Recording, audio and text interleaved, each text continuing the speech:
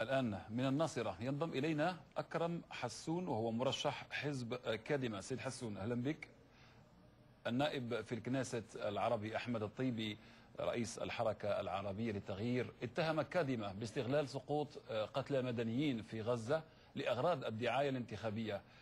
على ماذا يعتمد السيد الطيبي في اتهامه هذا وكيف استقبل في إسرائيل عموما؟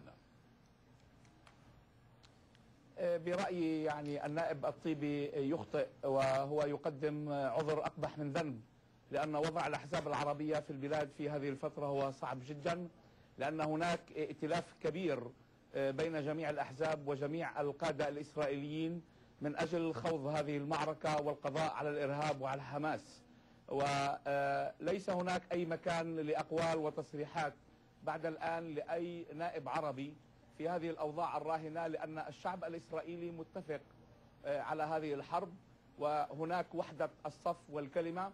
لذلك وضع النائب العربي الطيبي وباقي الأعضاء هو صعب في هذه الحالة التي نخوض بها حرب من أجل سلامة مواطني إسرائيل وخاصة في المنطقة الجنوبية.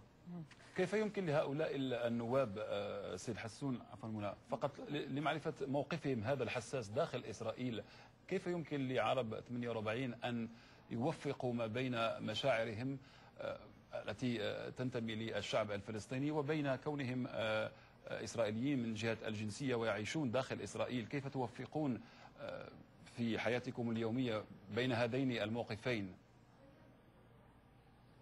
برأيي المواطن العربي داخل إسرائيل يعني يشعر بالغضب بسبب هذه الحرب. نحن لا نريد أي حرب. عرب إسرائيل سيكونوا ويريدون أن يكونوا جسرا من أجل السلام بين الفلسطينيين وبين الدول العربية وإسرائيل، ولكن في نفس الوقت نحن مواطنون إسرائيليين. نحن لا نريد أن نعيش تحت القصف. هذا الإرهاب لم يفرق بين المواطن العربي والمواطن اليهودي.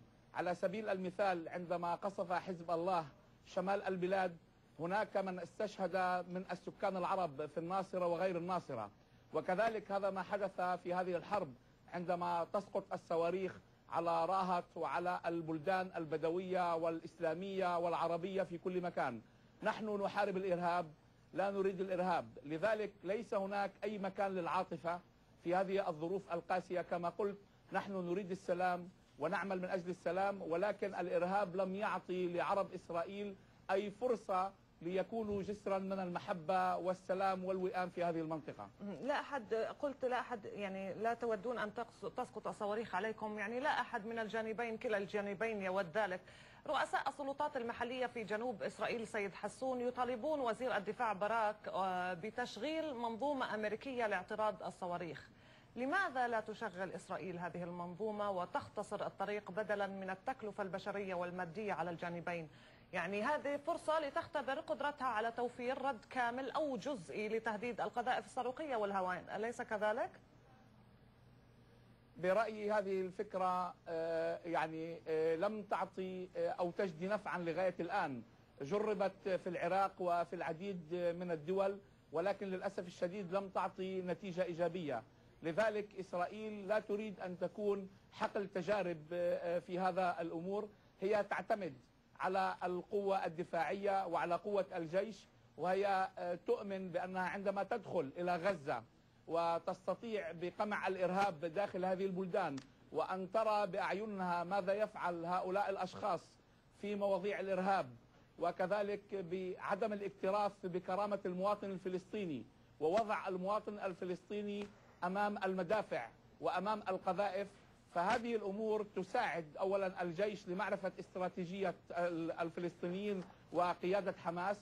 ومن ناحية ثانية هذه يعني التقنية لم تفدي نجع، يعني لم تساعد في الحرب لغاية الآن، لم تجرب. لذلك لا نريد أن نكون حقل تجارب وأن تستمر الصواريخ بالهبوط على مواطني إسرائيل وخاصة في المدن والقرى التعاونية في الجنوب. سيد حسون، لكي نعود إلى موضوع موقع العرب إسرائيل من هذا المشكل، هل يمكن أن نقول أنكم تملكون بعض الوسائل ربما للتأثير من الداخل على الموقف الإسرائيلي؟ بالتأكيد لنا تأثير كبير جدا على حكومة إسرائيل وعلى جميع الوزراء وأصحاب القرار. كما تعلم المواطن العربي منخرط في جميع الأحزاب السياسية، حوالي 20% من منتسبي حزب كديمة هم من عرب إسرائيل، وكذلك هناك نسبة كبيرة جدا في حزب العمل وباقي الأحزاب. ولكن كما قلت في البداية، نحن سئمنا هذا الوضع كعرب إسرائيل، لأن حماس لم يحترمنا ولم تحترمنا أي قيادة فلسطينية في السابق منذ 8 سنوات، وإسرائيل تعاني الأمرين في الناحية الشمالية والناحية الجنوبية. لذلك نحن لا نرى أن في هذه الفترة هناك إمكانية التغلب على الفكر الإسرائيلي والتأثير عليه بعد أن طفح الكيل وبعد أن أعطيت جميع الفرص، ونحن نعلم ذلك جيدا. ونحن نقول كذلك يعني ماذا نجح حماس أو حزب الله في هذه قصف البلاد في الصواريخ مدة طويلة من الزمن؟ أي تقدم؟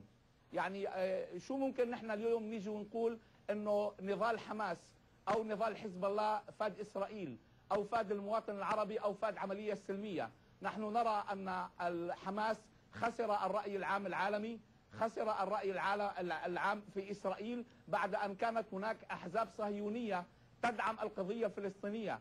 نحن نرى اليوم أن جميع الأحزاب الإسرائيلية متكاتفة من أجل هذا النضال، من أجل هذه الحرب، وهناك استمرارية كبيرة جدا. وأنا أؤمن أن الحرب ابتدأت بالأمس عندما دخل جنود الاحتياط، لأن إسرائيل يعني ستستمر حتى النهاية، حتى تكون حماس قد أيدت الرأي العام العالمي، هيئة الأمم المتحدة، والأفكار المصرية من أجل السلام، من أجل كرامة المواطن الفلسطيني وإعطاء مستقبل جديد لهذه المنطقة. من دمر هذه المنطقة هو الإرهاب وحماس وهذه الكوادر التي لا تريد خيرا للشرق الأوسط.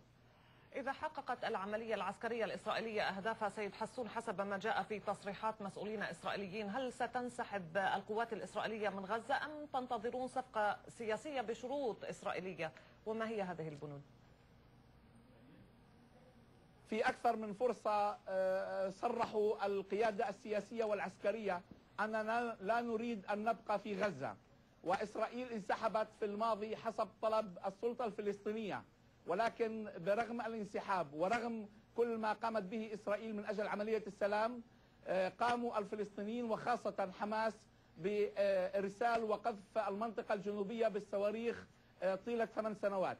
لذلك هذه المرة تريد إسرائيل القضاء على البنية التحتية وخاصة لمخازن الأسلحة، وكذلك للمناطق الاستراتيجية التي تدار بها جميع العمليات التخريبية والإرهابية ضد دولة إسرائيل. بعدها بالتأكيد إسرائيل لن تبقى في غزة، وهي تعتمد أن يكون أبو مازن الرئيس القوي لكي يأخذ مكان القيادة ويساعد الشعب الفلسطيني ببناء دولة بأمان بجانب دولة إسرائيل وفتح صفحة جديدة من أجل مستقبل أفضل لأبناء الفلسطينيين ولأبناء إسرائيل. سيد أكرم حسون مرشح حزب كديمة حدثنا من الناصرة، نشكرك جزيل الشكر على هذه المساهمة. ومن الناصرة إلى رام الله وينضم معنا قيس